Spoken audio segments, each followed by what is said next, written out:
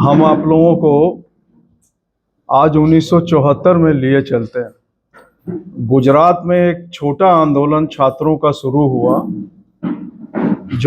जिसकी आंच बिहार पहुंची और लोकनायक जयप्रकाश नारायण के नेतृत्व में राष्ट्रव्यापी आंदोलन ये हो गया। आज वही जेपी मूवमेंट से बड़ा आंदोलन आज पूरे देश में चल रहा है और ये तीव्रतर होता जाएगा। यदि सत्ता के लोग यह समझते हैं कि वो इस आंदोलन को थका देंगे जो दिल्ली में और सभी जगह चल रहा है, तो वो भ्रम में है। जेपी मूवमेंट का मैं भी एक सिपाही रहा हूं और मीसा में 2 बरस बंद रहा और अन्य धाराओं में भी 5 महीने में बंद था।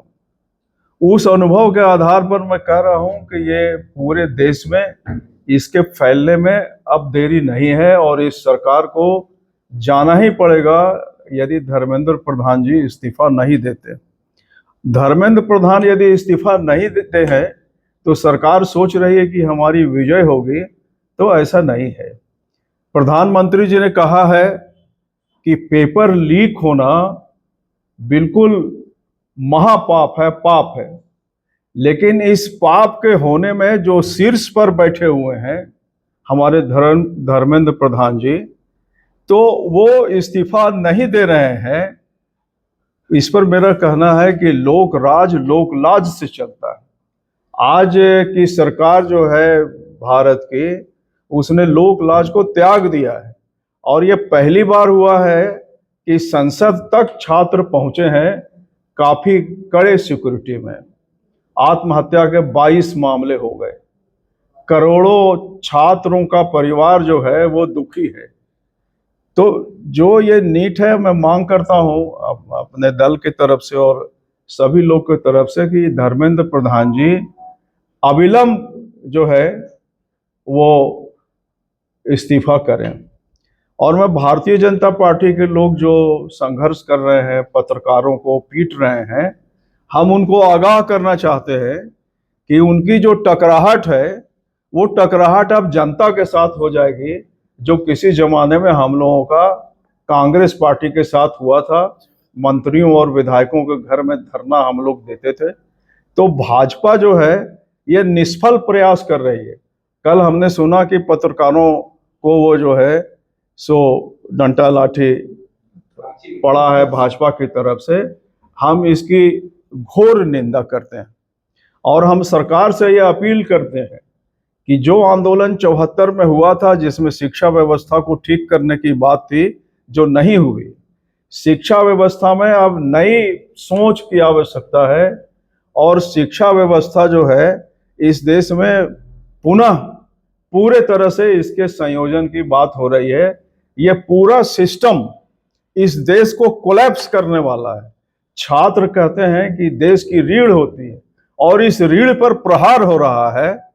हम साल भर पढ़ें और चोरी से एक आदमी कोई जीत जाए, हमसे आगे निकल जाए, तो कुछ ऐसा हो रहा है स्पष्ट तौर से। इसलिए इस मामले में कई आयोग बैठे हैं शिक्षा के सुधार के लिए, उनको निकाला जाए। हम लोगों के समय में, जनता पार्टी के समय में आचार्य राममूर्ति की अध्यक्षता में आयोग गठित हुआ था कि शिक्षा में जो है सो परिवर्तन हो। इसके पहले भी कई आयोग गठित हुए, तो सबको निकाल करके आज की जो शिक्षा व्यवस्था है उसको दुरुस्त करने की बात हो। और सरकार को हम आगाह करना चाहते हैं कि ये नहीं समझे कि आंदोलन को थका देगी, लोगों को गिरफ्तार कर लेगी और आंदोलन को तोड़ने की कोशिश करेगी, तो यह सरकार की भूल है। और इस आंदोलन से इसमें एक बहुत बड़ी बात हुई है।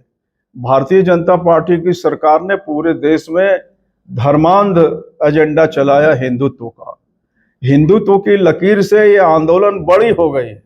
जो छात्र दिल्ली में मौजूद हैं उन्होंने कस करके सांप्रदायिकता का विरोध किया है, इसलिए अब उनका ये भी नहीं चलने पाएगा।